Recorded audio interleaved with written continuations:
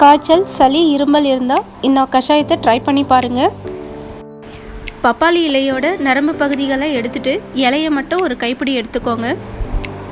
ஆடாத்தோடா இலை 7, கற்பூரவள்ளி இலை 7,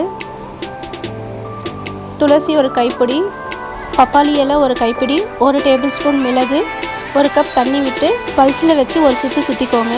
அரைச்சதை ஒரு பாத்திரத்தில் ஊற்றி கூடவே 2 கப் தண்ணி விட்டு ஒரு 10 நிமிஷம் கொதிக்க விட்டுடலாம். கொதிச்சதை வடிகட்டி பாதி கிளாஸ் அளவுக்கு 2 நாளைக்கு குடிச்சிங்கன்னா சளி, ஜுரம் எல்லாம் குறைஞ்சிடும்.